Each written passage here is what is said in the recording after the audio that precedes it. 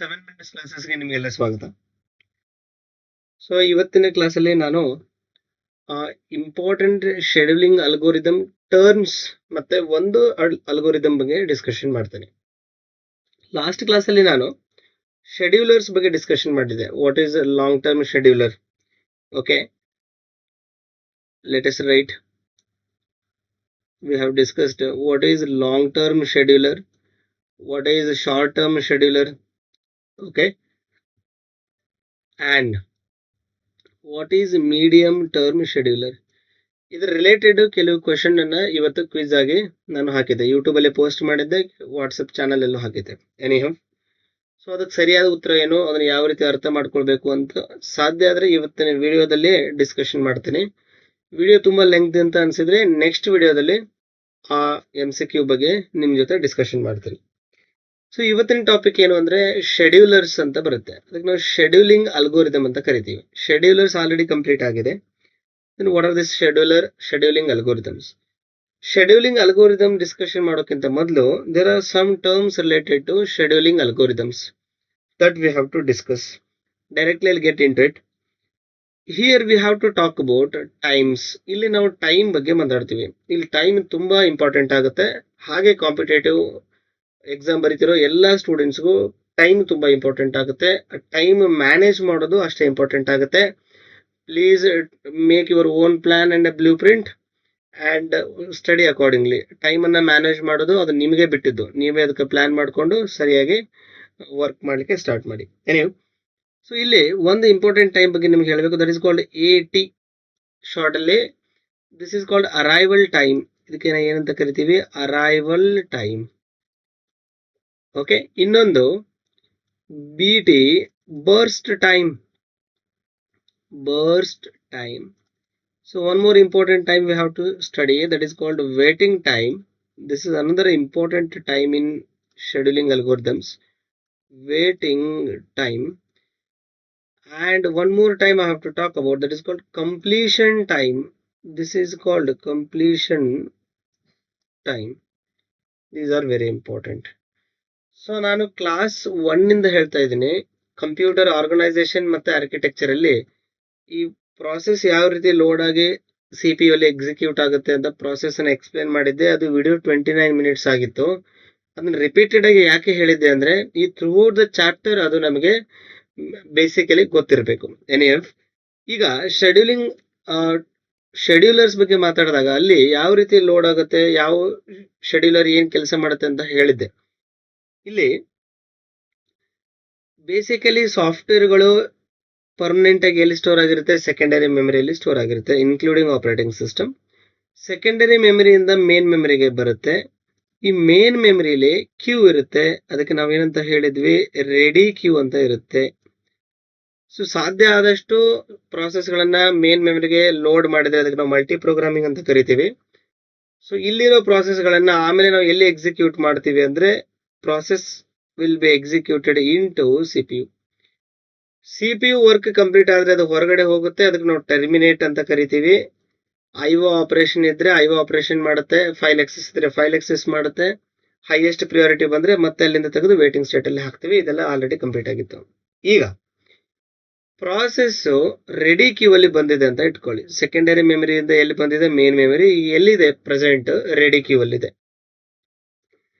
Ready Q ಅಲ್ಲಿರೋ process ಎಲ್ಲಿಗೆ ಹೋಗ್ಬೇಕು ಅಂದ್ರೆ CPU ಗೆ ಹೋಗ್ಬೇಕು. ಬಟ್ ನಾನು ಹೇಳ್ತಿರೋದೇನಂದ್ರೆ ಯಾವ ಟೈಮ್ ಅಲ್ಲಿ, in which particular amount of time, in what time process arrived to ready queue, that is called as arrival time. So ಯಾವ ಟೈಮ್ ಅಲ್ಲಿ ಅಂತ ಹೇಳ್ತಾ ಇದ್ದೀನಿ. ಇದನ್ನ ಯಾವ ರೀತಿ ಅನ್ಕೊಳ್ಳಿ ಅಂದ್ರೆ ನೀವು ಒಂಥರ ಗಡಿಯಾರದಲ್ಲಿ ಎಷ್ಟು ಹೊತ್ತಿಗೆ, at what time, 3 o'clock, 2 o'clock, 1 o'clock, what ever the time it may B. So ಯಾವ ಟೈಮ್ಗೆ ಪ್ರಾಸೆಸ್ ರೆಡಿ ಕ್ಯೂಗೆ ಬಂತೋ ಅದಕ್ಕೆ ನಾವೇನಂತ ಕರಿತೀವಿ? ಅರೈವಲ್ ಟೈಮ್ ಅಂತ ಕರಿತೀವಿ. Hope you got this. ಈಗ what is burst time? Arrive ಆದ್ಮೇಲೆ ಅದು ಎಲ್ಲಿಗೆ ಹೋಗಿ ಎಕ್ಸಿಕ್ಯೂಟ್ ಆಗುತ್ತೆ? CPU ಗೆ ಹೋಗಿ ಎಕ್ಸಿಕ್ಯೂಟ್ ಆಗುತ್ತೆ. ಯಾವುದೇ ಪ್ರಾಸೆಸ್ ತನ್ನ ವರ್ಕ್ ಅನ್ನ ಎಲ್ಲಿ ಕಂಪ್ಲೀಟ್ ಮಾಡ್ಕೊಳ್ಳುತ್ತೆ? CPU ಅಲ್ಲಿ. CPU ಪ್ರಾಸೆಸ್ ಅನ್ನ ತಗೊಂಡ ಮೇಲೆ ಆ ಪ್ರಾಸೆಸ್ ಕಂಪ್ಲೀಟ್ ಮಾಡ್ಲಿಕ್ಕೆ ಎಷ್ಟೊತ್ತು ಟೈಮ್ ತಗೊಳುತ್ತೆ? ದ ಕಂಪ್ಲೀಟ್ ಡ್ಯೂರೇಷನ್, ಇಲ್ಲಿ ನಾನು ಡ್ಯೂರೇಷನ್ ಬಗ್ಗೆ ಮಾತಾಡ್ತಾ ಇದ್ದೇನೆ. ಅರೈವಲ್ ಟೈಮಲ್ಲಿ ಡ್ಯೂರೇಷನ್ ಬಗ್ಗೆ ಮಾತಾಡಿರಲಿಲ್ಲ. ಲೈಕ್ ಕ್ಲಾಕ್ ಅಲ್ಲಿರೋ ಟೈಮ್ ಅಂತ ಅನ್ಕೊಳ್ಳೋದು. ಯಾವ ಟೈಮ್ಗೆ 1 o'clock ಬಂದಿದೆ ಅನ್ಕೊಳ್ಳಿ, 2 o'clock ಬಂದಿದೆ ಅನ್ಕೊಳ್ಳಿ, ಯಾವ ಟೈಮಿಗೆ ಬಂದಿತ್ತು ಅದು ಅರೈವಲ್ ಟೈಮ್.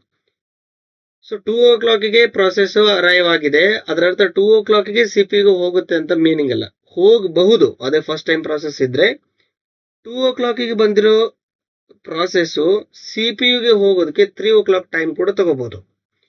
ಅರ್ಥ ಆಯ್ತು? 3 o'clock CPU ಬಂದಿರೋ ಪ್ರಾಸೆಸ್ ಎಷ್ಟೊತ್ತು CPU ಅಲ್ಲೇ ಇರುತ್ತೋ ಆಮೇಲೆ ಎಷ್ಟೊತ್ತಿಗೆ CPU ಹೊರಗಡೆ ಹೋಗುತ್ತೆ, ಅದಕ್ಕೆ ನಾವು ಬರ್ಸ್ಟ್ ಟೈಮ್ ಅಂತ ಕರಿತೀವಿ. The total duration of the process that is resides inside CPU and completes its execution, that is called burst time.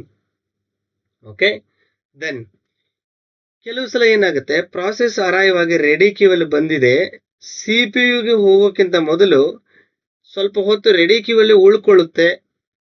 So arrive ಆದಾಗಿನಿಂದ ಹಿಡಿದು CPU ಹೋಗೋವರೆಗೂ ಎಷ್ಟೊತ್ತು ರೆಡಿ ಕ್ಯೂ ಅಲ್ಲಿ ಉಳ್ಕೊಳ್ಳುತ್ತೆ, ಅದಕ್ಕೆ ನಾವು ವೇಟಿಂಗ್ ಟೈಮ್ ಅಂತ ಕರಿತೀವಿ. Hope you are getting clear picture about this. Okay, then CPU ಹೋಯ್ತು, CPU ಅಲ್ಲಿ ಅದು ಕೆಲಸ ಮುಗೀತು. ಎಷ್ಟು ಹೊತ್ತು CPU ಅಲ್ಲಿ ಇತ್ತು ಅದಕ್ಕೆ ಬರ್ಸ್ಟ್ ಟೈಮ್ ಅಂತ ಹೇಳಿದ್ವಿ. CPU ಇಂದ ಅದ್ರ ವರ್ಕ್ ಕಂಪ್ಲೀಟ್ ಆದ್ಮೇಲೆ CPU ಇಂದ ಹೊರಗಡೆ ಹೋಯ್ತು, ಅದಕ್ಕೆ ನಾವೇನಂತ ಕರಿತೀವಿ, ಕಂಪ್ಲೀಷನ್ ಟೈಮ್ ಅಂತ ಕರಿತೀವಿ. ಯಾವ ಟೈಮಲ್ಲಿ ಹೊರಗೆ ಹೋಯ್ತು? ಸಿಂಪಲ್ ಆಗಿ ಹೇಳ್ತೀನಿ ನೋಡಿ. 3 ಗಂಟೆಗೆ CPU ಬಂದಿತ್ತು, 3 ರಿಂದ 4 ಗಂಟೆ 1 hour ಅದ್ರೊಳಗೆ ಉಳಿತು, 4 ಗಂಟೆಗೆ ಹೊರಗಡೆ ಹೋಯ್ತು. ಕಂಪ್ಲೀಷನ್ ಟೈಮ್ ಯಾವುದಿಲ್ಲ, 4 o'clock. ಬಟ್ ಪ್ರಾಬ್ಲಮ್ ಸಾಲ್ವ್ ಮಾಡಬೇಕಾದ್ರೆ 4 o'clock, 3 o'clock, 4 hours ಇತ್ತು, 4 milliseconds ಇತ್ತು, 4 nanoseconds ಇತ್ತು ಅಂತ ನಾವು ಮಾತಾಡಲ್ಲ. ಯೂನಿಟ್ ಅಂತ ಕರಿತೀವಿ. ನಂಬರ್ಸ್ ಅಲ್ಲಿ ಹೇಳ್ತೀವಿ, ಯಾವುದೋ ಒಂದು ಯೂನಿಟ್ 2, 3, 4 ಈ ರೀತಿ ಹೇಳ್ತೀವಿ. ಓಕೆ, ದೆನ್ ಇಲ್ಲಿ ಇನ್ನೊಂದು ಇಂಪಾರ್ಟೆಂಟ್ ಟೈಮ್, ಬಹಳಷ್ಟು ಕಡೆ ಇದನ್ನ ಸ್ಟೂಡೆಂಟ್ಸ್ ಇಗ್ನೋರ್ ಮಾಡ್ತಾರೆ, ಎಕ್ಸಾಮ್ ದೃಷ್ಟಿ ಓದಲ್ಲ. That is called RT, response time. ಇದನ್ನು ಕೂಡ ಕಾಂಪಿಟೇಟಿವ್ ಎಕ್ಸಾಮ್ ಅಲ್ಲಿ ತುಂಬಾ ಸಲ ಕೇಳ್ತಾರೆ. ಸ್ಟೂಡೆಂಟ್ಸ್ ಇದನ್ನ ಇಗ್ನೋರ್ ಮಾಡಿರ್ತಾರೆ. ಯೂನಿವರ್ಸಿಟಿ ಎಕ್ಸಾಮ್ಸ್ ಅಲ್ಲಿ ಓದ್ಬೇಕಾದ್ರೆ ಇದನ್ನ ನೀವು ಕನ್ಸಿಡರ್ ಮಾಡಿರಲ್ಲ. ಯಾಕೆ ಅಂದ್ರೆ ಅಲ್ಲಿ ನೀವು ಯೂಶಲಿ ಏನ್ ಕ್ಯಾಲ್ಕುಲೇಟ್ ಮಾಡಿರ್ತೀರಿ, average waiting time, average turn around time. ಈ 2 ಟೈಮನ್ನ ಕ್ಯಾಲ್ಕುಲೇಟ್ ಮಾಡಿದ್ರೆ ನಿಮಗೆ ಮಾರ್ಕ್ ಬರುತ್ತೆ ಅಲ್ಲಿ. ಬಟ್ ಕಾಂಪಿಟೇಟಿವ್ ಎಕ್ಸಾಮ್ ಅಲ್ಲಿ ಯಾವ್ದು ಪಾಯಿಂಟ್ ಮಿಸ್ ಆಗಬಾರ್ದು, ಇದನ್ನು ಕೂಡ ನೀವು ನೋಡ್ಕೋಬೇಕು. Then what is this response time? We don't know how much time it is waited into ready queue, but particular time ಅಲ್ಲಿ ಯಾವುದೋ ಒಂದು ಟೈಮ್ಗೆ ಇದು CPU ಬಂದಿದೆ, ಯಾವುದೇ ಪ್ರಾಸೆಸ್ CPU ಫಸ್ಟ್ ಟೈಮ್ ಅದಕ್ಕೆ ರೆಸ್ಪಾಂಡ್ ಮಾಡಿರೋದು, ಫಸ್ಟ್ ಟೈಮ್ CPU ರೆಸ್ಪಾಂಡ್ ಮಾಡಿತ್ತು ಅಂದ್ರೆ ಅದಕ್ಕೆ ನಾವು ರೆಸ್ಪಾನ್ಸ್ ಟೈಮ್ ಅಂತ ಕರಿತೀವಿ. ನಿಮಗೆ ರಿಯಲ್ ಲೈಫ್ ಎಕ್ಸಾಂಪಲ್ ಹೇಳ್ತೀನಿ, ನಿಮಗೆ ಡಿಲೇ ಅನ್ಸಿದ್ರು ಕೂಡ ಈ ವಿಡಿಯೋ ಪೂರ್ತಿ ನೋಡಿ. This is really going to be important video. ಈಗ ನೀವು ಬ್ಯಾಂಕಿಗೆ ಹೋಗಿದ್ರಿ ಅಂತ ಇಟ್ಕೊಳ್ಳಿ, ಬ್ಯಾಂಕ್ ಅಲ್ಲಿ ನೀವು ಮ್ಯಾನೇಜರ್ ಹತ್ರ ಏನೋ ವರ್ಕ್ ಇದೆ, ನೀವು ಮ್ಯಾನೇಜರ್ನ ಮೀಟ್ ಮಾಡಬೇಕು ಅಂದ್ರೆ you have to take a token. ನೀವು ಟೋಕನ್ ತಗೊಳ್ಬೇಕು ಅಂತ ಅನ್ಕೊಳ್ಳೋಣ. ಸೊ ನೀವು ಬ್ಯಾಂಕಿಗೆ ಬಂದ್ರಿ, ಅಲ್ಲಿ ಹೋಗಿ ಟೋಕನ್ ತಗೊಂಡ್ರಿ. ನೀವು ಯಾವ ಪರ್ಟಿಕ್ಯುಲರ್ ಅಮೌಂಟ್ ಆಫ್ ಟೈಮ್ಗೆ ಟೋಕನ್ ತಗೊಂಡ್ರೋ ಆ ಟೈಮ್ಗೆ ಅರೈವಲ್ ಟೈಮ್ ಅಂತ ಕರಿತೀವಿ. Not only by just taking A token ತಗೊಂಡು ನೀವು ಕ್ಯೂ ಅಲ್ಲಿ ನಿಂತಿದ್ದೀರಿ ಅಂತ ಇಟ್ಕೊಳ್ಳೋಣ. ಆಲ್ರೆಡಿ ತುಂಬಾ ಜನ ವೇಟ್ ಮಾಡ್ತಾ ಇದ್ದಾರೆ ಮ್ಯಾನೇಜರ್ನ ಮೀಟ್ ಮಾಡ್ಲಿಕ್ಕೆ. ಸೊ ನೀವು ಏನ್ ಮಾಡ್ತಿದ್ದೀರಿ ಅಂದ್ರೆ ಈ ಕ್ಯೂ ಅಲ್ಲಿ ಬಂದು ಇಲ್ಲಿ ನಿಂತ್ಕೊಂಡಿದ್ದೀರಿ. ಅರ್ಥ ಆಯ್ತು? ಟೋಕನ್ ತಗೊಂಡು ಈ ಕ್ಯೂ ಅಲ್ಲಿ ಬಂದು ನಿಂತಿರೋ ಟೈಮ್ ಯಾವುದು? Arrival time. Hope you are understanding this. ಈಗ ಈ ಕ್ಯೂ ಅಲ್ಲಿ ಆಲ್ರೆಡಿ ಕೆಲವರು ಇದ್ರು, ಅವ್ರ ಕೆಲಸ ಮುಗೀತು, ಇವ್ರ ಕೆಲಸ ಮುಗೀತು, ನಮಗೆ ಮ್ಯಾನೇಜರ್ ಹತ್ರ ಹೋಗ್ಲಿಕ್ಕೆ ಅವಕಾಶ ಸಿಕ್ತು. ನೀವು ಮ್ಯಾನೇಜರ್ನ ಮೀಟ್ ಮಾಡಿದ ತಕ್ಷಣ ಅವ್ರು ನಿಮ್ಗೆ ಕ್ವಶನ್ ಮಾಡ್ತಾರೆ, how can I help you? ನಿಮಗೆ ಫಸ್ಟ್ ಟೈಮ್ ಅವ್ರು ರೆಸ್ಪಾಂಡ್ ಮಾಡಿರೋ ಟೈಮೇ ಇಲ್ಲಿ ಯಾವ ಟೈಮ್ ಅಂದ್ರೆ response time. Hope you understand this. Getting? Next, ನೀವು ಮ್ಯಾನೇಜರ್ ಹತ್ರ ಕೂತ್ರಿ, ಅವ್ರು ಕ್ವಶನ್ ಕೇಳಿದ್ರು, ನೀವು ಆನ್ಸರ್ ಮಾಡಿದ್ರಿ, ಮತ್ತೆ ನೀವು ಒಂದು ಕ್ವಶನ್ ಕೇಳಿದ್ರಿ, ಅವ್ರು ಮತ್ತೆ ಆನ್ಸರ್ ಮಾಡಿದ್ರು, ಮತ್ತೆ ನೀವು ಡೌಟ್ ಕೇಳಿದ್ರಿ, ಮತ್ತೆ ಅವ್ರು ಆನ್ಸರ್ ಮಾಡಿದ್ರು, ಮತ್ತೆ ನೀವು ಡೌಟ್ ಕೇಳಿದ್ರಿ, ಆನ್ಸರ್ ಮಾಡಿದ್ರು. ಈ ರೀತಿ ಸ್ವಲ್ಪ ಹೊತ್ತು ಮ್ಯಾನೇಜರ್ ಒಟ್ಟಿಗೆ ಡಿಸ್ಕಷನ್ ಮಾಡಿ ಯಾವುದೋ ಒಂದು ಟೈಮ್ಗೆ ಅಲ್ಲಿಂದ ನೀವು ಹೊರಡ್ತೀರಿ. ಆ ಟೈಮಿಗೆ, ಹೊರಟಿರೋ ಟೈಮಿಗೆ ಕಂಪ್ಲೀಷನ್ ಟೈಮ್ ಅಂತ ಕರಿತೀವಿ. ಇಷ್ಟೊತ್ತು ನೀವು ಮ್ಯಾನೇಜರ್ನ ಡಿಸ್ಕಷನ್ ಮಾಡಿದ್ರಲ್ಲ, ಆ ಟೈಮ್ಗೆ ಬರ್ಸ್ಟ್ ಟೈಮ್ ಅಂತ ಕರಿತೀವಿ. ಸೊ ಈ ಎಲ್ಲ ಟೈಮು ಇಂಪಾರ್ಟೆಂಟ್. ಇನ್ನೊಂದು ಇಂಪಾರ್ಟೆಂಟ್ ಟೈಮ್ ಉಳಿತಿಲ್ಲ, that is called turn around time. So ಇಲ್ಲಿ ಟರ್ನ್ ಅರೌಂಡ್ ಟೈಮ್ ನಾನು ಟೆಕ್ನಿಕಲಿ ಹೇಳ್ತೀನಿ. ಸಿಸ್ಟಮ್ಗೆ ಪ್ರಾಸೆಸ್ ಸಬ್ಮಿಟ್ ಆದಾಗಿನಿಂದ, ಸಬ್ಮಿಟೆಡ್ ಅಥವಾ from the time it is submitted to the system ಅಂದ್ರೆ ರೆಡಿ ಕ್ಯೂಗೆ ಬಂದಾಗಿನಿಂದ ಹಿಡಿದು ಪ್ರಾಸೆಸ್ ಅನ್ನು ಕಂಪ್ಲೀಟ್ ಆಗುವವರೆಗೂ ಅದಕ್ಕೆ ನಾವು ಟರ್ನ್ ಅರೌಂಡ್ ಟೈಮ್ ಅಂತ ಕರಿತೀವಿ. ನೀವು ನಿಮ್ಮ ವರ್ಡ್ಸ್ ನೋಟ್ ಮಾಡ್ಕೊಳ್ಳಿ. ಪ್ರಾಸೆಸ್ ಸಿಸ್ಟಮ್ಗೆ ಸಬ್ಮಿಟ್ ಆದಾಗಿನಿಂದ ಹಿಡಿದು ಪ್ರಾಸೆಸ್ ಕಂಪ್ಲೀಟ್ ಆಗುವವರೆಗೂ ಅದಕ್ಕೆ ನಾವೇನಂತ ಕರಿತೀವಿ, ಟರ್ನ್ ಅರೌಂಡ್ ಟೈಮ್ ಅಂತ ಕರಿತೀವಿ. ಇದಕ್ಕೆ ಫಾರ್ಮುಲಾ ಕೂಡ ಇದೆ. Turn around time equal to completion time minus arrival time. Complete ಆಗಿರೋ ಟೈಮ್, ಅದು ಅರೈವ್ ಆಗಿರೋ ಟೈಮು, ಎರಡನ್ನು ಲೆಸ್ ಮಾಡಿದ್ರೆ you will get turn around time. ಈ ಟೈಮ್ ಸಿಗುತ್ತೆ. Hope you get this. Okay, so ಇದು ಒಂದೇ ಫಾರ್ಮುಲಾ ನಿಮಗೆ ತುಂಬಾ ಕಡೆ ಯೂಸ್ ಆಗುತ್ತೆ. ಈ ಟೈಮ್ ಬಗ್ಗೆ ಇರೋ ಎಲ್ಲ ಡೌಟ್ಸ್ ನಿಮಗೆ ಇವು ಅರ್ಥ ಆಗಿದೆ ಅಂತ ಅನ್ಕೊಳ್ತಾ, ಸೊ ನಾನು ಸ್ಲೈಡ್ ಹಾಕಿರೋ ಫಾರ್ಮುಲಾಸ್ ಅನ್ನ ಒಂದ್ಸಲ ನಿಮಗೆ ತೋರಿಸ್ತೀನಿ. ಆಲ್ರೆಡಿ ಎಲ್ಲ ಡೌಟ್ಸ್ ಕ್ಲಿಯರ್ ಆಗಿದೆ, but let us see. Scheduling criteria, performance matrix. ಇದನ್ನ ಪರ್ಫಾರ್ಮೆನ್ಸ್ ಮೆಜರ್ ಮಾಡಲಿಕ್ಕೆ ನಮಗೆ ಟೈಮ್ ಗೊತ್ತಿರಬೇಕು. ಸೊ ಒಂದು arrival time. What is this arrival time? The time at which the process enters the ready queue. I had made very clear about this. Burst time, the total time required by the process for CPU execution. Turnaround time, the total time taken from process submission to its completion. Already ಕನ್ನಡದಲ್ಲಿ ನಾನು ತುಂಬಾ ಚೆನ್ನಾಗಿ ಹೇಳ್ಕೊಟ್ಟಿದ್ದೀನಿ, note down ಮಾಡ್ಕೊಳ್ಳಿ.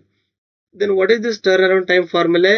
Completion time minus arrival time. Then what is waiting time? Waiting time already ಹೇಳಿದ್ನಲ್ಲ, ready Q ಅಲ್ಲಿ ಬಂದು CPU ಗೆ ಹೋಗೋವರೆಗೂ ಎಷ್ಟೊತ್ತು ರೆಡಿ ಕ್ಯೂ ಅಲ್ಲಿ ಇತ್ತು ಅದಕ್ಕೆ ನಾವು ವೇಟಿಂಗ್ ಟೈಮ್ ಅಂತ ಕರಿತೀವಿ. ಅದಕ್ಕೆ ಫಾರ್ಮುಲಾ ಏನು? Turn around time minus burst time. You have to remember this formula. What is waiting time? Turn around time minus burst time. Burst time ಅಂದ್ರೆ total duration to complete its work inside CPU. Turn around time ಅಂದ್ರೆ ಎಲ್ಲಿಂದ ಎಲ್ಲಿವರೆಗೆ, completion time minus arrival time. ಈ ಎಲ್ಲ ಫಾರ್ಮುಲಾನ ಸರಿಯಾಗಿ note ಮಾಡ್ಕೊಳ್ಳಿ. ಎಲ್ಲ time ನಿಮಗೆ ಎಕ್ಸಾಮ್ ಅಲ್ಲಿ ಹೆಲ್ಪ್ ಆಗುತ್ತೆ. Then one more time we have to talk. What is that? Response time. The time from submission to the first time CPU responds. First time CPU ಅದಕ್ಕೆ respond ಮಾಡುತ್ತಲ್ವಾ, ಅದಕ್ಕೆ ಏನಂತ ಕರಿತೀವಿ? Response time ಅಂತ ಕರಿತೀವಿ. So ಇವತ್ತು ಒಂದು important algorithm ಬಗ್ಗೆ ನಾವು ಡಿಸ್ಕಷನ್ ಮಾಡ್ಕೊಂಡು ಬಿಡೋಣ. That is called FCFS. ಇಲ್ಲಿ FCFS ಅಂದ್ರೆ what is this FCFS here? FCFS, it is one of the important algorithm. First come first serve. ಯಾರು ಮೊದಲು ಬರ್ತಾರೋ ಅವ್ರಿಗೆ ಫಸ್ಟ್ ಸರ್ವಿಸ್ ಕೊಡ್ತೀವಿ, ಲೇಟ್ ಆಗಿ ಬಂದವ್ರಿಗೆ ಆಮೇಲೆ ಸರ್ವಿಸ್ ಕೊಡ್ತೀವಿ. ಇದ್ರ ವರ್ಕಿಂಗ್. ದೆನ್ ಯಾವುದೇ ಅಲ್ಗೋರಿಥಮ್ ಎಕ್ಸಾಮ್ಗೆ ಬರಲಿ, ಅಲ್ಲಿ ನಿಮಗೆ ಎರಡು ಇಂಪಾರ್ಟೆಂಟ್ ಟೈಮ್ಗಳನ್ನು ಕೊಟ್ಟಿರ್ತಾರೆ. ಒಂದು the time which is given to you, that is called arrival time. ಇದನ್ನ ನಿಮ್ಗೆ ಆಲ್ರೆಡಿ ಕೊಟ್ಟಿರ್ತಾರೆ.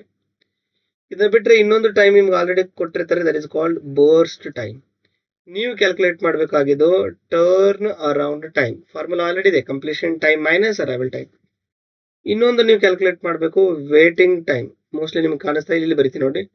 Turn around time you have to calculate and you have to calculate waiting time. Formula already ಇದೆ. Then we will get into what is first come first serve.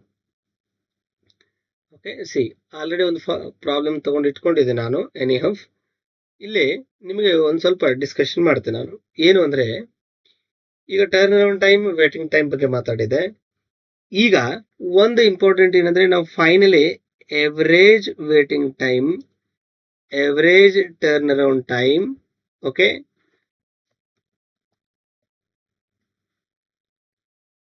TAT ಅಂತ ಬರೀತೀನಿ.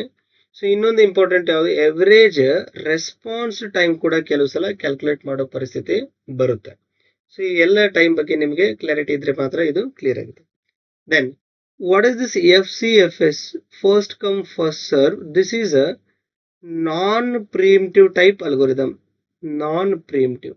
So I have already told you what is preemptive and non-preemptive. Process CPU ಗೆ ಬಂದ ಮೇಲೆ ಅದು ಅದ್ರ work ಅನ್ನು complete ಮಾಡೋವರೆಗೂ CPU ಅಲ್ಲಿ ಇರುತ್ತೆ, ಆಮೇಲೆ ಟರ್ಮಿನೇಟ್ ಆಗುತ್ತೆ. ಫೋರ್ಸ್ಫುಲಿ ಯಾರು ಅದನ್ನ ಟರ್ಮಿನೇಟ್ ಮಾಡೋದಿಲ್ಲ. ಒಂದ್ ವೇಳೆ ಅದಕ್ಕೆ IO ಎಕ್ಸೆಸ್ ಮಾಡೋದಿದ್ರೆ ಅದು ತಾನಾಗಿಯೇ CPU ನ ಹೊರಗಡೆ ಹೋಗುತ್ತೆ. ಸೊ ಇದು preemptive, non preemptive type of algorithm. FCFS ಯಾವ ಟೈಪ್ ಇದೆ?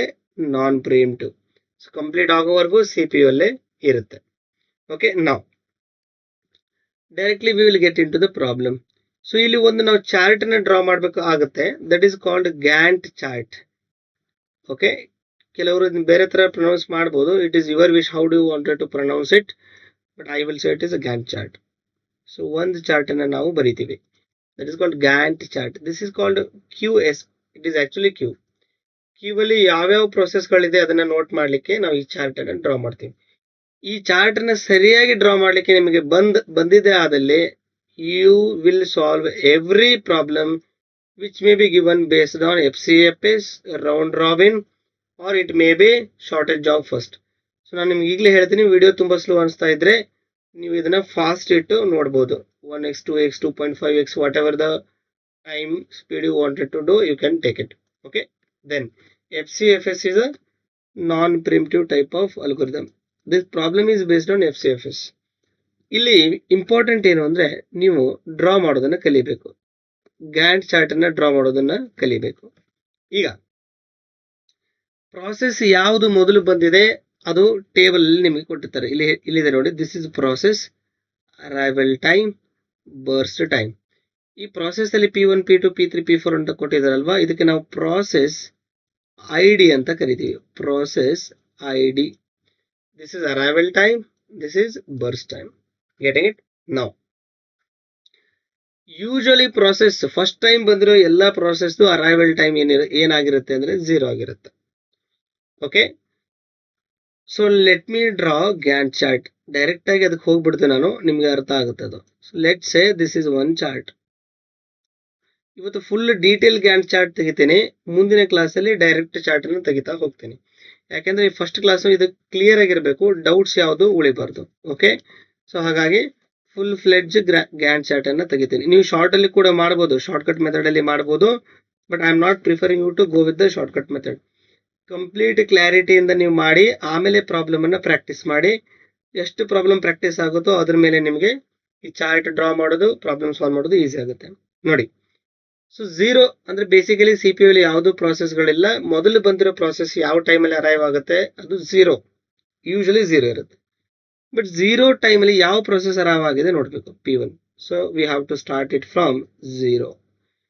0 ಅಲ್ಲಿ ಯಾವ್ದು ಅಲೋಕೇಟ್ ಆಗಿದೆ ಅದನ್ನ ಈ ಕ್ಯೂ ಅಲ್ಲಿ ಹಾಕಬೇಕು. ಸೊ 0 ಅಲ್ಲಿಗೆ ಯಾವ್ದು ಬಂದಿದೆ ಅಂದ್ರೆ process P1. at a time 0 process P1 came to the queue, ready Q. ಇದು ರೆಡಿ ಕ್ಯೂ ಅಂತಾನೆ ಅನ್ಕೊಂಡ್ಬಿಡಿ. ಈ ಗ್ಯಾಂಟ್ ಚಾರ್ಟ್ ಏನಿದೆ ಅಲ್ವಾ, ಇದು ರೆಡಿ ಕ್ಯೂ ಅಂತ ಅನ್ಕೊಂಡ್ಬಿಡಿ. ಈಗ 0 ಟೈಮ್ ಅಲ್ಲಿ ಬಂದಿರೋ ಪ್ರಾಸೆಸ್ ಕಂಪ್ಲೀಟ್ ಆಗೋದಕ್ಕೆ ಎಷ್ಟು ಟೈಮ್ ತಗೊಳುತ್ತೆ? 4 ಯೂನಿಟ್ ಆಫ್ ಟೈಮ್ ತಗೊಳುತ್ತೆ. I am writing it is A 4 unit of time.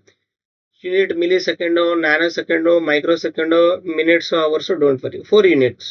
Okay, ಹಂಗಂದ್ರೆ 0 ದಿಂದ 4 ವರೆಗೂ ಇದು CPU ಅಲ್ಲಿ ಇದೆ.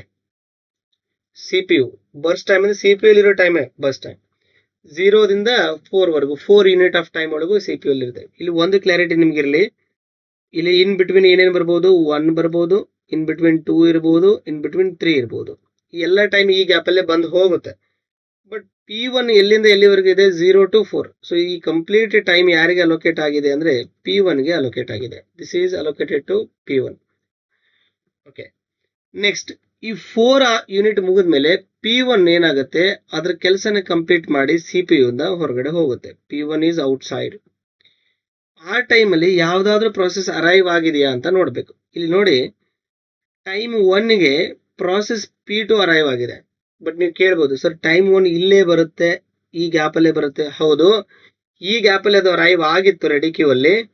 ಬಟ್ CPU 4 ಯೂನಿಟ್ ವರೆಗೂ P1 ಅನ್ನ ಎಕ್ಸಿಕ್ಯೂಟ್ ಮಾಡ್ತಾ ಇತ್ತು, ಹಾಗಾಗಿ ಅದು ವೇಟಿಂಗ್ ಅಲ್ಲೇ ಇತ್ತು. ಅರ್ಥ ಆಯ್ತಾ? ಈ 4 ಯೂನಿಟ್ ಕಂಪ್ಲೀಟ್ ಆದ್ಮೇಲೆ CPU ಗೆ ಯಾವ್ದು ಬರುತ್ತೆ ಅಂತಂದ್ರೆ ನೆಕ್ಸ್ಟ್ ಗೆ ನಿಮಗೆ P2 ಬರುತ್ತೆ. P2 CPU ಗೆ ಬಂದು ಅದು ಯಾವಾಗಾದ್ರೆ ಟೈಮ್ ಕಂಪ್ಲೀಟ್ ಮಾಡ್ಕೊಳ್ಳುತ್ತೆ, 3 ಯೂನಿಟ್ಸ್. ಅಂದ್ರೆ ಆಲ್ರೆಡಿ 4 ವರೆಗೂ P1 ಇತ್ತು, 5 6 7. So I will write it is 7. 4 + 3 ಬರಿತಾ ಇದ್ದೆ ನಾನು. ಇನ್ ಬಿಟ್ವೀನ್ ಇಲ್ಲಿ 5 ಇರುತ್ತೆ, ಇಲ್ಲಿ 6 ಇರುತ್ತೆ ಅಂತ ಅನ್ಕೊಳ್ಳಿ ನೀವು. ನೆಕ್ಸ್ಟ್ ಈ ಗ್ಯಾಪ್ ಅಲ್ಲಿ 2 at a time 2 P3 is also arrived. ಅಂದ್ರೆ 2 ಅಂದ್ರೆ ಇಲ್ಲೇ ಈ ಗ್ಯಾಪ್ ಅಲ್ಲಿ ಅರೈವ್ ಆಗಿತ್ತು, ಅದು ವೇಟಿಂಗ್ ಒಳಗಿತ್ತು.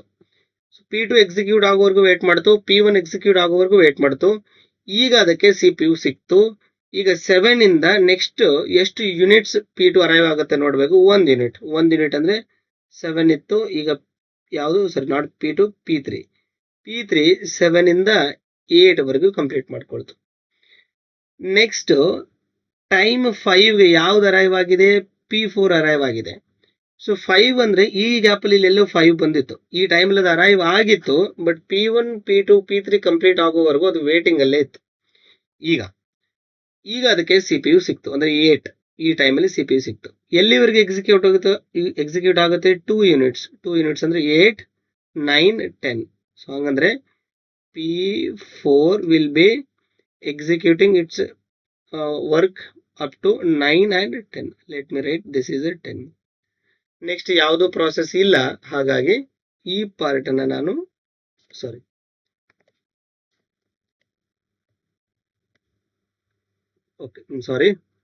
ಸೊ ಇಲ್ಲಿ ಲೈನ್ ಹೀಗೆ ಇರಲಿ.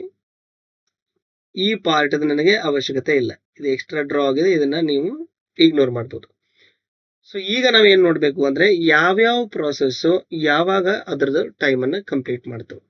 ಸೊ ಈ ಚಾರ್ಟಲ್ಲಿ ಇಂಪಾರ್ಟೆಂಟ್ ಆಗಿ ಏನನ್ನ ಬರೀಬೇಕಾಗುತ್ತೆ ಅಂದರೆ ಇನ್ನೂ 2 ಕಾಲಮನ್ನು ಮಾಡ್ಕೊಳ್ಬೇಕು. What are the columns we have to do inside a chart?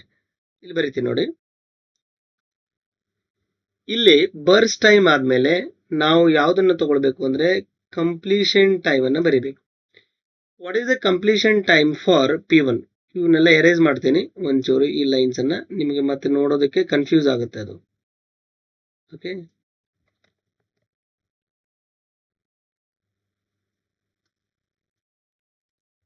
Sorry this is not working little more properly. Okay, so ಇಲ್ಲಿ ನೋಡಿ P1 ಕಂಪ್ಲೀಟ್ ಆಗಿರೋ ಟೈಮ್ ಇಲ್ಲಿ ಸಿಗುತ್ತೆ ನಿಮ್ಗೆ, ಗ್ಯಾಂಟ್ ಚಾರ್ಟ್ ಅಲ್ಲಿ ಸಿಗುತ್ತೆ. P1 0ಗೆ ಅರೈವ್ ಆಗಿತ್ತು, ಕಂಪ್ಲೀಟ್ ಆಗಿದೆ ಯಾವುದು? 4. P2 ಕಂಪ್ಲೀಟ್ ಆಗಿದೆ ಯಾವಾಗ? Time unit 7. P3 ಕಂಪ್ಲೀಟ್ ಆಗಿದೆ ಯಾವಾಗ? 8. P4 ಕಂಪ್ಲೀಟ್ ಆಗಿದೆ ಯಾವಾಗ? 10. ಸೊ ಇವೆಲ್ಲ ಏನ್ರಿ completion time. So hope you are understanding what is completion time, how to calculate. ಈ ವಿಡಿಯೋ ಸ್ಲೋ ಅನ್ಸಿದ್ರೆ ನೀವು ಅದನ್ನ ಫಾಸ್ಟ್ ಮಾಡಿ ನೋಡ್ಕೊಳ್ಳಿ. ಸೊ ನೆಕ್ಸ್ಟ್ ಟೈಮ್ ಏನೇನ ಕ್ಯಾಲ್ಕುಲೇಟ್ ಮಾಡಬೇಕು? Turn around time. Turn around time formula ನಿಮ್ಗೆ ಆಲ್ರೆಡಿ ಗೊತ್ತೇ ಇದೆ. That is called completion time minus arrival time. So ಇಲ್ಲಿ ಫಾರ್ಮುಲಾ ಬರೆಯೋದಿಲ್ಲ, look at it. Completion time already ಇಲ್ಲಿದೆ, ಅರೈವಲ್ ಟೈಮ್ ಆಲ್ರೆಡಿ ಇಲ್ಲಿದೆ. So 4 - 0 you will get 4. ಇಲ್ಲಿ 7 arrival time ಏನಿದೆ 1. 7 - 1 you will get 6. 8 - 2 you will get 6. 10 - 5 you will get 5. This is called a turnaround time. Then one more time we have to calculate, that is called waiting time. Waiting time ನೀವು already formula ನೋಡಿರಲಿಲ್ಲ ಅಂದ್ರೆ ಒಂದ್ಸಲ note ಮಾಡ್ಕೊಳ್ಳಿ. ಇಲ್ಲಿದೆ ನೋಡಿ, turn around time minus burst time. ಅರ್ಥ ಆಯ್ತಾ? So turn around time minus burst time. Turn around time already ಇದೆ 4, ಬರ್ಸ್ಟ್ ಟೈಮ್ 4, ವೇಟಿಂಗ್ ಟೈಮ್ ಏನು 0. 6 - 3 waiting time 3. 6 - 1 waiting time 5. 5 - 2 waiting time 3. Okay, 5 - 2. So ಈಗ ಈ ಎರಡರದ್ದು ಎವರೇಜ್ ಕ್ಯಾಲ್ಕುಲೇಟ್ ಮಾಡಬೇಕು, turn around time and waiting time. ಇದೇ ನಿಮ್ಮ question ಕೇಳ್ತಾರೆ, what is the average turn around time and what is average waiting time. 4 + 6 that is 10. 10 + 6 16. 16 + 5 11. Okay, here 3 + 0 3 + 5 8. It is also 11. Understanding? So 11 divided by number of processes 1 2 3 4. So here we have to calculate by 4. So here we have to divide it by 4. So this is how we are going to calculate. ನಿಮಗೆ ಕಾಣಿಸ್ತಾ ಇಲ್ಲ ಅಂದ್ರೆ ಇಲ್ಲಿ ನಾನು ತೋರಿಸ್ತೇನೆ ನೋಡಿ. Okay, 11 divided by 4. 11 divided by 4, you will calculate and you will get the right answer. Okay, 4 1s are 4 2s are 2 point whatever you will do it. Okay, here also 2 point something will get. So this is how FCFS algorithm will work. Hope you understood how to calculate first come first serve algorithm. Okay, especially turnaround time and waiting time. Getting it? So next, One more question I will take. Let's say the program IDs will be like this: P1, P2, P3, P4. Okay, ಈ ರೀತಿ ಇದೆ ಅಂತ ಇಟ್ಕೊಳ್ಳಿ. Then let me write arrival time. Arrival time would be, this is arrived at 0, this is arrived at time 2. Okay, let me write burst time. Burst time for this is 3. Burst time for this is let's say 2. Okay, then arrival time of this would be let's say 6. Okay, burst time would be 2. The arrival time of this would be 7. burst time would be 3. ಈ ರೀತಿ problem ಇದ್ದಾಗ ನೀವು ಒಂಚೂರು careful ಆಗಿ solve ಮಾಡಬೇಕು ಅದನ್ನ. ಯಾಕೆ ಅಂದ್ರೆ ಇಲ್ಲಿ ನೋಡಿ, ನೀವು ಫಸ್ಟ್ ಏನ ಕ್ಯಾಲ್ಕುಲೇಟ್ ಮಾಡಬೇಕಾಗುತ್ತೆ? You have to calculate turn around time, you have to calculate waiting time. Then turn around time already ನಿಮಗೆ ಫಾರ್ಮುಲಾ ಇದೆ, ಇನ್ನೊಂದ್ಸಲ ನೀವು ಅದನ್ನ ಮೆಮರಿ ಮಾಡ್ಕೊಳ್ಳಿ. ನೋಡಿ, ಟರ್ನ್ ಅರೌಂಡ್ ಟೈಮ್ ಫಾರ್ಮುಲಾ ಏನಿದೆ? Completion time minus arrival time. Completion time minus arrival time ಅಂದ್ರೆ ನೀವು ಮೊದಲು ಏನನ್ನ ಮಾಡ್ಕೊಳ್ಬೇಕು? ಕಂಪ್ಲೀಷನ್ ಟೈಮ್ ಅನ್ನ ರೆಡಿ ಮಾಡ್ಕೊಳ್ಬೇಕು. ನೀವು ಇಲ್ಲೇ ಬರ್ಕೊಂಡ್ರು ನಡೆಯುತ್ತೆ, ನಾನು ಅದನ್ನ ಇಲ್ಲಿ ಬರೀತೀನಿ. Completion time. ಕಂಪ್ಲೀಷನ್ ಟೈಮ್ ಹೇಗೆ ಸಿಗುತ್ತೆ? Gantt chart. ಇನ್ನೊಂದು ಫಾರ್ಮುಲಾ ವೇಟಿಂಗ್ ಟೈಮ್ ಫಾರ್ಮುಲಾ ಏನಿದೆ? Turn around time minus burst time. ಇವನ್ನ ನೆನಪಿಟ್ಕೊಳ್ಬೇಕು, ಬೇಕು ಅಂತ ರಿಪೀಟ್ ಮಾಡ್ತಾ ಇದ್ದೀನಿ. ನೋಡಿ, ಟರ್ನ್ ಅರೌಂಡ್ ಟೈಮ್ ಗಿಂತ ಮೊದಲು ಗ್ಯಾಂಟ್ ಚಾರ್ಟ್ ಅನ್ನ ಡ್ರಾ ಮಾಡಿ. So this is a Gantt chart. Okay, at time 0, which process arrived? P1. Let us write P1. This is important. This question is important. Lengthy answer kuda is important. Then at time 2, P2 is arrived, but P1 stays what duration in the CPU? 3 unit. So 0 to 3. So ನಿಮಗೆ ಏನು ಗೊತ್ತಿರಬೇಕು? 0 ದಿಂದ 1 ಇಲ್ಲೇ ಬರುತ್ತೆ, 2 ಇಲ್ಲೇ ಬರುತ್ತೆ, ಆ gap ಅಲ್ಲೇ 1 2 ಬಂದು ಹೋಗುತ್ತೆ. ಸೊ ಟೈಮ್ 2 ಅಲ್ಲಿ ಪ್ರಾಸೆಸ್ P2 ಅರೈವ್ ಆಗಿತ್ತು, ಬಟ್ P1 ಕಂಪ್ಲೀಟ್ ಆಗೋವರೆಗೂ ಅದು ವೇಟ್ ಮಾಡ್ತಾ ಇತ್ತು. ಹಾಗಂದ್ರೆ ಅದು ರೆಡಿಕ್ಯೂಲ್ ಆಲ್ರೆಡಿ ಇದೆ. ಸೊ ಇಲ್ಲಿ 3 ಆದ್ಮೇಲೆ ಇಲ್ಲಿ ಯಾವ ಪ್ರಾಸೆಸ್ ಬರುತ್ತೆ? P2 ಬರುತ್ತೆ. P2 ಎಲ್ಲಿವರೆಗೂ ಇರುತ್ತೆ? 2 ಯೂನಿಟ್ಸ್. 3 ಆಲ್ರೆಡಿ ಆಗಿದೆ, 4 and 5. 2 ಯೂನಿಟ್ಸ್ ಅಂದ್ರೆ ಇಲ್ಲಿಗೆ 5 ಬಂತು. ಇಲ್ಲಿ 5 ಆದ್ರೆ 2 ಯೂನಿಟ್ ಇಲ್ಲಿ ಆಡ್ ಮಾಡಿಬಿಡೋದು. 3 + 2 ಮಾಡ್ರೆ ಯು ವಿಲ್ ಗೆಟ್ 5. ಈಗ ಇಲ್ಲಿ ನೋಡಿ, P3 ಯಾವಾಗ ಅರೈವ್ ಆಗುತ್ತೆ? This is important, very important. P3 ಯಾವಾಗ ಅರೈವ್ ಆಗಿದೆ? 6. ಬಟ್ ಇಲ್ಲಿ ನಮಗೆ 0 ಇಲ್ಲಿ ಬರುತ್ತೆ, 1 2 ಇಲ್ಲೇ ಬರುತ್ತೆ, 3 ಆದ್ಮೇಲೆ 4, 4 ಆದ್ಮೇಲೆ 5, 6 ಇನ್ನೂ ನಮ್ದು ಡ್ಯೂರೇಷನ್ ಅಲ್ಲಿ ಗ್ಯಾಂಟ್ ಚಾರ್ಟ್ ಅಲ್ಲಿ ಬಂದಿಲ್ಲ. ಹಾಗಾದ್ರೆ 5 to 6 ಯೂನಿಟ್ ಆಫ್ ಟೈಮ್ ಏನಿದೆ ಇದು ಖಾಲಿ ಸ್ಟೇಟ್. ಇದಕ್ಕೆ ನಾವು ಐಡಲ್ ಸ್ಟೇಟ್ ಅಂತ ಕರಿತೀವಿ. ಈ ಟೈಮ್ ಅಲ್ಲಿ CPU ಐಡಲ್ ಸ್ಟೇಟ್ ಅಲ್ಲಿ ಕೂತಿರುತ್ತೆ, ಖಾಲಿ ಕೊಡುತ್ತೆ. ನೆನಪಿಟ್ಕೊಳ್ಬೇಕು, ಇಟ್ ಇಸ್ ಇಂಪಾರ್ಟೆಂಟ್. 1 ಯೂನಿಟ್ ಆದ್ಮೇಲೆ 6 ಯೂನಿಟ್ ಬರುತ್ತೆ. ಈ ಟೈಮಲ್ಲಿ ಯಾವ್ದು ಬರುತ್ತೆ? P3 ಬರುತ್ತೆ. P3 ಎಷ್ಟು ಯೂನಿಟ್ ಇರುತ್ತೆ? 2 ಯೂನಿಟ್. 6 to what? 2 ಯೂನಿಟ್ ಅಂದ್ರೆ 8. ಈ ಗ್ಯಾಪ್ ಅಲ್ಲಿ ನೋಡಿ 7 ಎಲ್ಲಿ ಬರುತ್ತೆ? ಇಲ್ಲೇ ಇನ್ ಬಿಟ್ವೀನ್ ಬರುತ್ತೆ, 6 and 8 ನಡುವೆ ಬರುತ್ತೆ. ಹಾಗಾದ್ರೆ ರೆಡಿಕ್ಯೂಲ್ ಆಲ್ರೆಡಿ ಇದೆ. So P4 you have to take. P4 ಎಷ್ಟು ಯೂನಿಟ್ ಇರುತ್ತೆ? 3 ಯೂನಿಟ್ಸ್. 8 9 10 11 ಈ ರೀತಿ ಅನ್ಕೊಳ್ಳಿ. ನಾನು ಇಲ್ಲೇ ಬರೀತೀನಿ ನೋಡಿ. ಸೊ 8, ಓಕೆ, 8 ಇಂದ 9 1 ಯೂನಿಟ್, 9 ಇಂದ 10 1 ಯೂನಿಟ್, 10 ಇಂದ 11 3 units. This is 11. Hope you have got how to write gantt chart. Idle state ಕೂಡ this is very very very important for your competitive exam. ಈ ರೀತಿ ಕ್ವಶನ್ಸ್ ತುಂಬಾ ಇಂಪಾರ್ಟೆಂಟ್, ಯಾಕಂದ್ರೆ ನೀವು ಐಡಲ್ ಸ್ಟೇಟ್ ಅನ್ನ ಮರ್ತು ಬಿಡ್ತೀರಿ. ಕಂಪ್ಲೀಷನ್ ಟೈಮ್ ನೋಡ್ಬೇಕು. ಕಂಪ್ಲೀಷನ್ ಟೈಮ್ ಯಾವತ್ತು ರೈಟ್ ಸೈಡ್ ಇರುತ್ತೆ. P1 ಕಂಪ್ಲೀಷನ್ ಟೈಮ್ ಏನು? 3.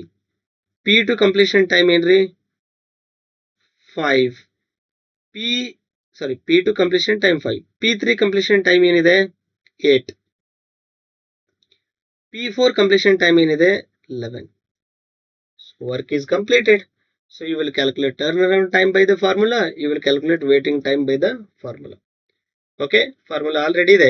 ಇಲ್ಲಿ ಏನು ವ್ಯಾಲ್ಯೂಸ್ ಬರುತ್ತೆ ಅಂತ ಕ್ಯಾಲ್ಕುಲೇಟ್ ಮಾಡಿ ನನಗೆ ನೀವು what is the value of average value of turn around time what is average waiting time ಅನ್ನ ಈ ವಿಡಿಯೋಲಿ ಕಮೆಂಟ್ ಮಾಡಿ. ಸೊ ನೆಕ್ಸ್ಟ್ ವಿಡಿಯೋದಲ್ಲಿ MCQ ಅನ್ನು ಕಂಪ್ಲೀಟ್ ಮಾಡಿ ಇದ್ರ ಮೇಲೆ ಒಂದೆರಡು ಪ್ರಾಬ್ಲಮ್ ಅನ್ನ ತೋರಿಸ್ತೇನೆ. ಆಮೇಲೆ ನೆಕ್ಸ್ಟ್ ಅಲ್ಗೋರಿದಮ್ ಅನ್ನ ಕಂಟಿನ್ಯೂ ಮಾಡೋಣ. Thank you.